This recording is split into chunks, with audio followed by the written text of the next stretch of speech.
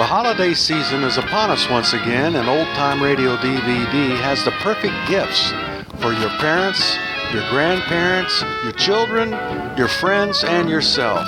We have the largest TV collections, those cliffhanger serials, cartoons, movies, and everyone's favorite old-time radio. The prices are the best to be found anywhere on the internet or anyplace else.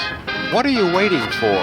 Go to oldtimeradiodvd.com. I'll be putting items for sale from time to time, so don't wait until the last moment. Go to oldtimeradiodvd.com today.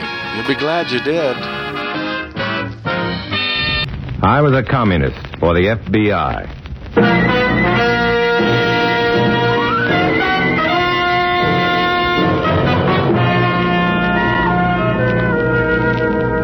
Starring Dana Andrews in an exciting tale of danger and espionage. I was a communist for the FBI.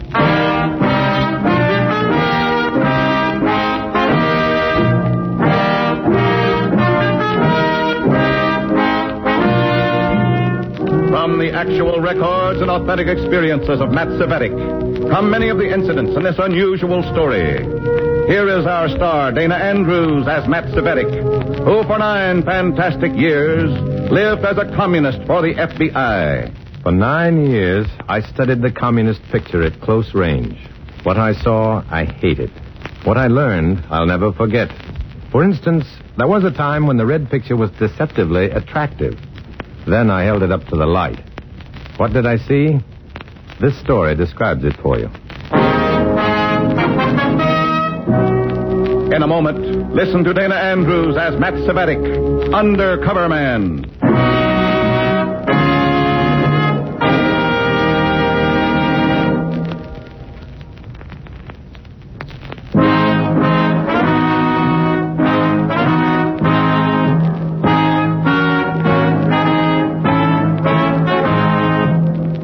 Now here is Dana Andrews as Matt Cvetic, Undercover Man.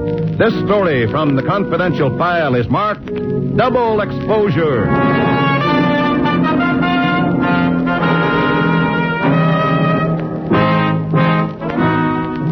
Listen to this from your daily paper, page 2, news item.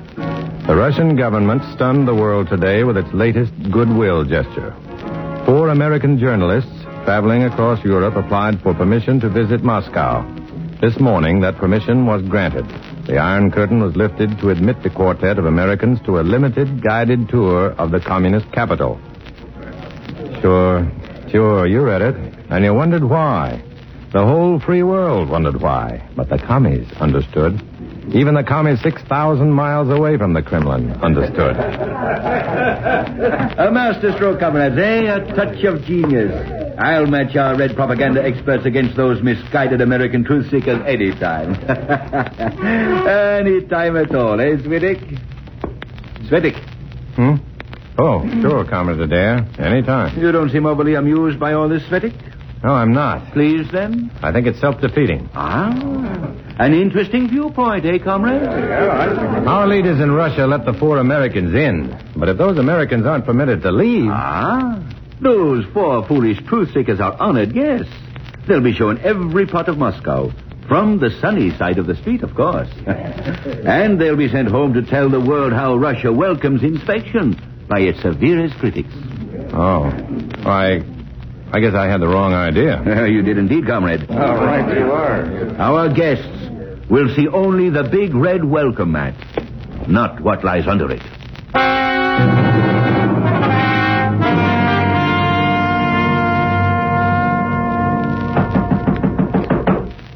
Who is it?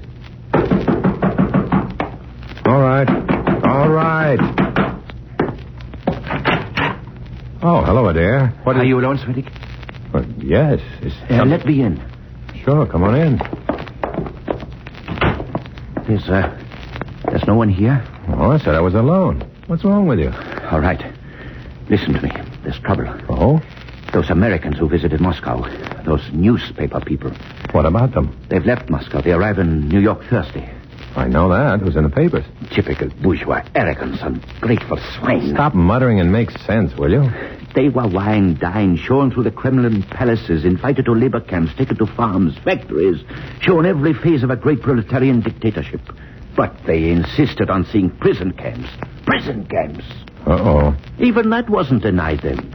But after they left the prison, only hours after they had left the country, mere hours after being flown out of communist territory, the camera was found. Camera? Were they permitted to take a camera? The miniature American camera, obviously used by one of those newspaper people hidden under clothes or something to take pictures of the prison. And the prisoners? I see. Some of those inmates are citizens of the democracy, Cvetic.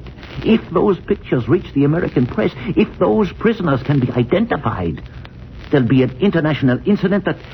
Now, steady, comrade. Take it easy. If they've got the film, it's too late for us to do anything. We've got to. How? The National Board has ordered it. One of those Americans must have a roll of film hidden somewhere. We've got to find it. Sure. Nothing to it. We are sending you to New York, Cvetic. Me? Why? Here. You'll use the name Matson, Charles Matson. You'll pose as a special officer of the Customs Department. You'll meet the plane at the airport. Wait a minute. Hold on a minute. It's got to be done, Cvetic. How can I convince the customs office that I'm These papers. Oh, I see. Pretty impressive. Forged but complete. Thorough. All the credentials you'll need. Other details will be handled by our comrades in New York. But I don't know anything about customs. You have one job, Cvetic. One. Find out which of the 4 journalists has the film. And if I can't get the film? Find out which one has it. If you do that much and can do no more, the party will see that proper action is taken from there.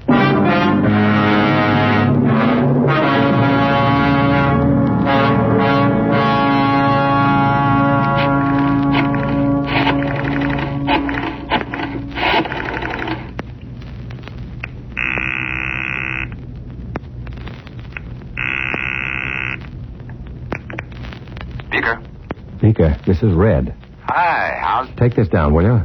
Okay. I'll be in New York Thursday. My name will be Charles Matson. I'll be a special officer of the U.S. Customs Office, and I'll have forged government papers to prove it. What's it all about? One of those journalists who went to Moscow took pictures he shouldn't have taken, shots that might identify some political prisoners. Wow. You better not do it, Matt. We can send an agent to meet the plane and plane the film. If the Reds find out the FBI knows about it, they'll suspect a leak. Well, then we'll get it another way. So will the Reds. They've got goon squads polishing up their brass knuckles for the occasion. Matt, stay out of it. That phony credential stuff is too tricky. I wouldn't be able to cover for you. Well, I have no choice. It's party orders. Oh, play sick. Disappear. Leave town. New York, Thursday morning, International Airport.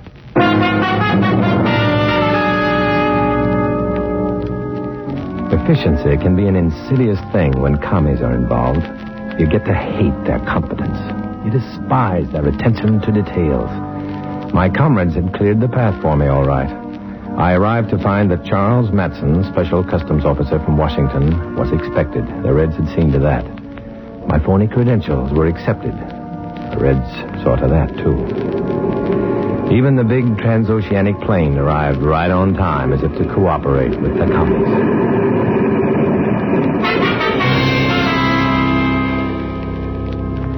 The 4 passengers were escorted directly to the customs office, despite the moans and groans of the waiting reporters. I interviewed them one at a time. First, Mr. H.J. Mackenzie, a wealthy publisher of a large chain of newspapers. Of the 4, the most influential and the most indignant. What do you think we are, Matson? Smugglers, jewel thieves, opium dealers? My apologies, Mr. Mackenzie. We have to pass on all photographs. Photographs?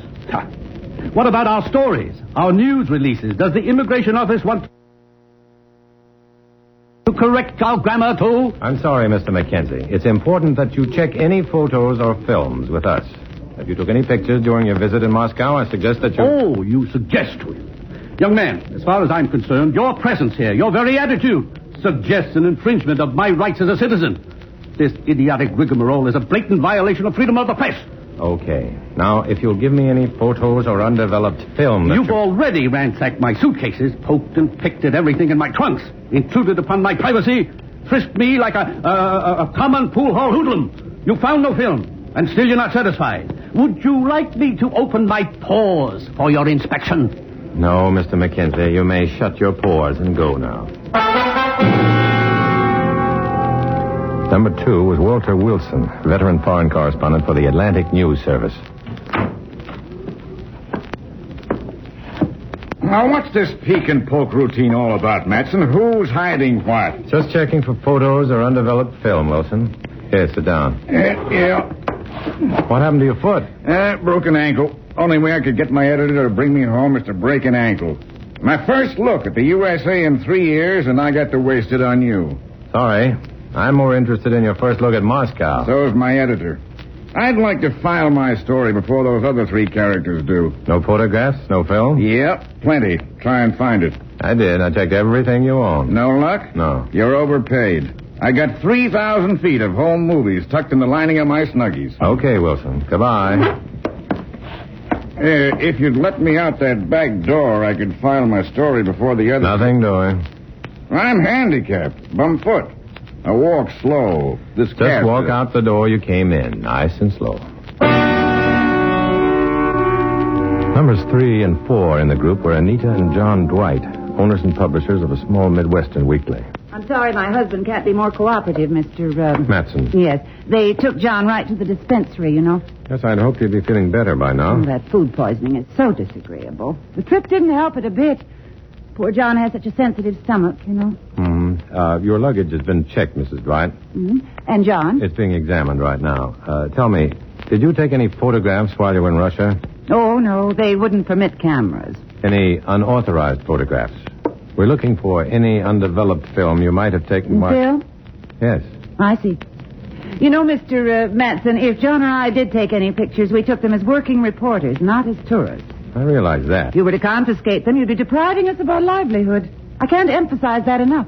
If I don't confiscate them, a comic goon squad will deprive you of a lot more than your livelihood, Mrs. Dwight. If you or your husband do have any film... Trying to frighten me, Mr. Matson? Yes, you have good reason to be frightened. If I have the film, that is. Now, let's not be coy, Mrs. Dwight. The FBI and the State Department can perform a much more constructive mission with those pictures than you can. It's not a matter of free press. It involves the freedom of prisoners being held illegally by the Reds. No, I see. I didn't... That film may cut away a lot of barbed wire. It may cause an international incident. Or it may make you a victim of commie violence. Really? I had no idea that... Now, if you have the film, Mrs. Dwight, Right over there, officer. What do you... Mrs. Dwight, would you mind leaving the room a moment? Just what do you think you're doing, Mackenzie? Mrs. Dwight? Well, If you please, madam. Thank you. There now. Mr. Mackenzie, this office happens Matson, to be... I just had the most interesting telephone conversation with your boss. My boss? Yes, the director of the customs office downtown. Strange thing, Matson. Your boss never heard of you. My boss is in Washington, Mackenzie. The customs office has no officer here or in Washington named Matson. They and I have good reason to consider you a fraud, Matson, an imposter. It had better be a very good reason, Mackenzie. The customs office is checking with the FBI now. This officer is to hold you here until the FBI agent arrives. A matter of national security, Matson. You understand, of course. Security.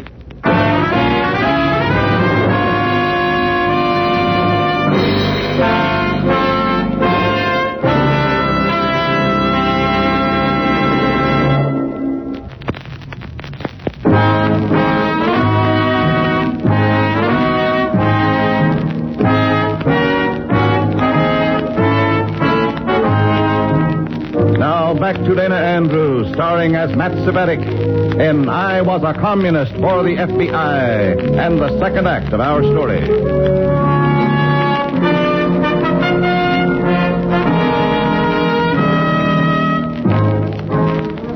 Forged credentials, false name, phony job. The Reds had rigged it all so I could serve the party like a good little comrade. But I was trying to use the situation to serve the FBI. And now I was being served right to the wolves.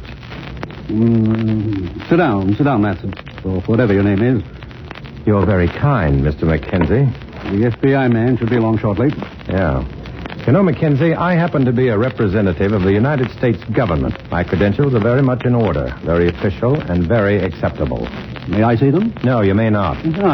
Then... If you want to see them, you'll come with me. In fact, all 4 of you glorified tourists will come with me. We're awaiting the arrival of an FBI... Wrong. We're awaiting no one. We're going down to the FBI office right now. You're forgetting something, Matson. The policeman at the door. Yeah, remember this. One of you 4 passengers has a roll of film that's a threat to our national security. Oh, officer, look these papers over, will you? Those official credentials you mentioned. May I? Shut up and sit down, Mackenzie. Look these over, officer. Then escort us down to the FBI office, will you?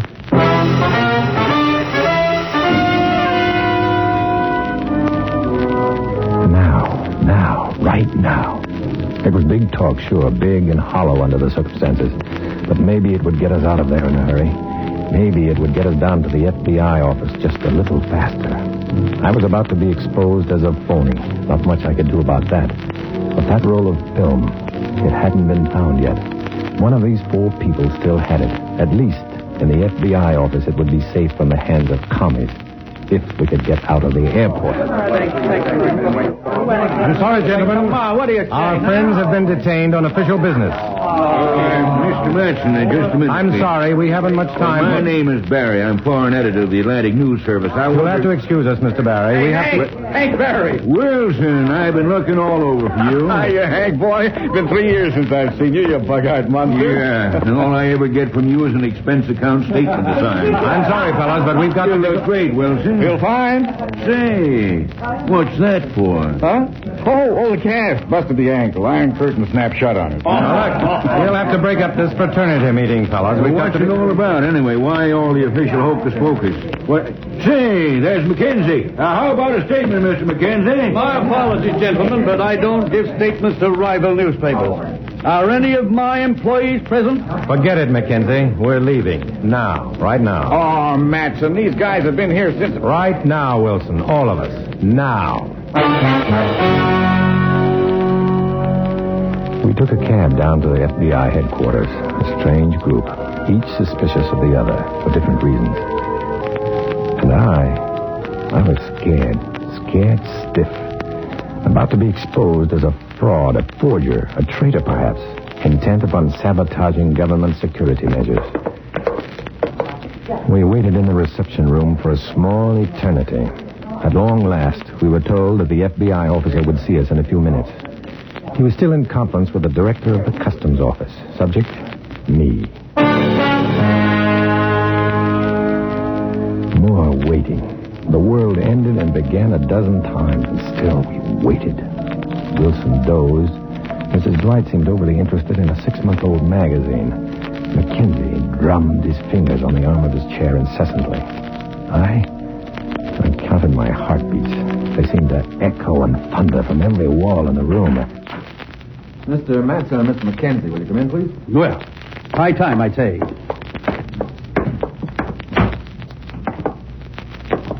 Sit down, gentlemen. Well, thanks. My name is Beaker, Mr. Matson. I've been transferred here recently. Temporary assignment. Oh, I see. Mr. Mackenzie, I'm sorry to have kept you waiting so long. That's perfectly all right, sir. It's for a good cause. I'd wait till the end of time if it helped expose a threat to our national security. Yes. I hear there's been some trouble about your official status, Mr. Matson. Let's call it a misunderstanding. I hope we can. Do you have your papers with you? Uh-huh. Here we are. Thanks. Excuse me a moment. I'll check these with our files. Won't take but a minute.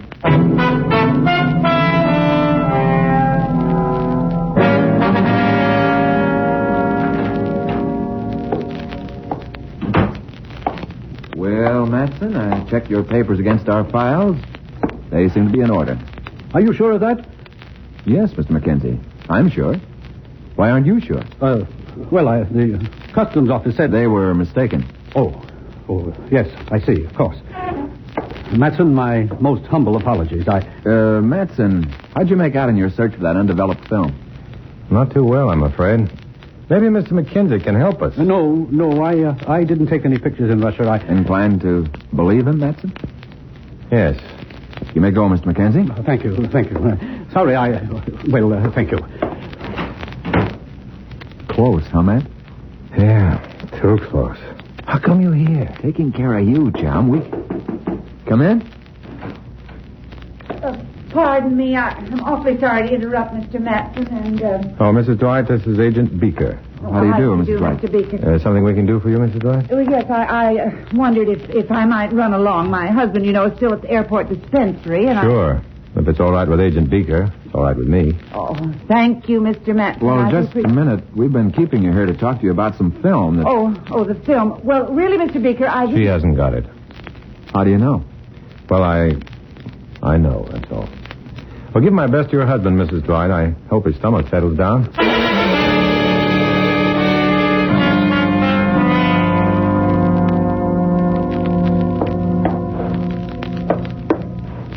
Now, look, you guys.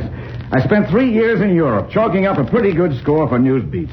Now I get the story of my career. An insight on Moscow, and you chain me to an umbrella stand in a reception room. Sorry, Mr. Wilson. So am I. I notice you didn't waste time with my competition. They've probably got extras on the street by now. You'd make better time without that cast on your foot. Very funny. That cast is a handicap to you. And to us. Now I get double talk. Look, guys, all I want to do is file this story. Wilson, you told me your editor brought you home because you broke your ankle. Sure, you don't know Hank Barry like I do. You've got to break at least one major bone before he'll even let you go out to lunch. Wasn't that Barry down at the airport? Yeah, He didn't know about your cast, friend. He didn't know you'd broken an ankle at all. He seemed very surprised, Wilson. And, you look a bit surprised yourself right now. You think I'd wrap a ton of plaster around my foot to hide a roll of film? Yes. I think you'd sell your mother to science for a good news beat, wouldn't you? Sure. But that's a lot more comfortable than wearing plaster of Paris wedgies. Okay, let's remove that wedgie right now. Oh, no, Buster. You don't go tampering with my broken bones. This cast is strictly for my doctor and me. You've got doctor's orders to keep your foot in that cast? You bet I have. Your doctor's in Europe, isn't he? Okay, you win. Very tidy little trick, Wilson. Where'd you learn it? World War II. You'd be surprised at the messages that cross the lines inside plastic casts. Your ankle all right? Yeah. I decided to break it when I heard I was headed for Moscow. Look, you guys won your point, so I'll make a deal with you. You keep the cast, I'll keep the film. No deal. Well, remember, it was my camera that took the pictures. My leg that carried the cast. My idea to smuggle the film through the Iron Curtain. No doubt about that. The film's rightfully yours. Should be a big story, all right. The biggest. Actual on-the-spot photos of Russian political prisoners. The ones you G-men haven't been able to identify yet. In fact, you've got 2 stories, Wilson. One, the pictures on that film. And the other? Exclusive rights to the obituaries of those political prisoners. Obit? The FBI can't confiscate that film, Wilson. We don't want to. It's yours, rightfully. I know. We can't confiscate your conscience, either. That's yours, too. All yours. Okay. You've killed my story, busted up my casts. Might as well take the film, too. Thanks, Wilson. Where are you going? Now that I've got a conscience again, I'd better buy my mother back from science. I waited at the FBI office while Beaker sent the film down to the lab to be developed and printed. He kept the prints, gave me the negatives. I felt pretty good sitting around the FBI office, just as though I belonged there. Just as though there were no commies in my life at all. I hated to leave, but I had to. Comrade Adair would be waiting for me, waiting to hear how he tricked the FBI and... Get in, Cvetic. What are you... Get in. Well, comrade? Why, I thought you were still in Pennsylvania, Adair. You were wrong, weren't you? Yeah. Guess I was. I drove up to see how things were going for you. I missed you at the airport. I know. I didn't miss you as you left the FBI office, however. So I gather. You'd better explain, comrade. You may never have another chance. Nothing to explain. Those phony credentials were just a bit too convincing, that's all. Too convincing? Yeah. We government men, have to work together. What? When the customs office fails and the FBI fails, we government men have to get together for strategy meetings. How else can we outsmart those stupid commies? You mean you actually had them asking you for advice? That's right. That's the funniest thing I have ever heard. Of course they needed advice. They couldn't find the negatives they wanted. They never will either. You've got them now. Here. Oh, Cvetic, you're remarkable. You're absolutely remarkable. Yeah. You better let me out here. That's my hotel.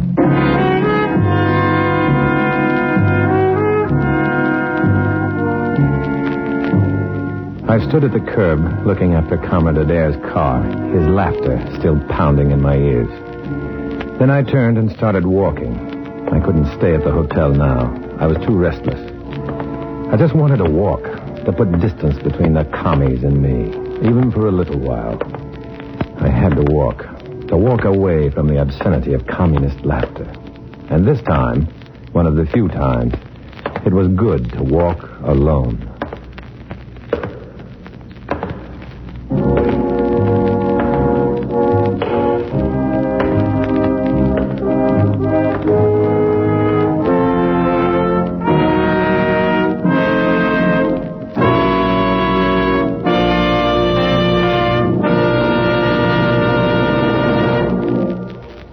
Dana Andrews will return in just a moment.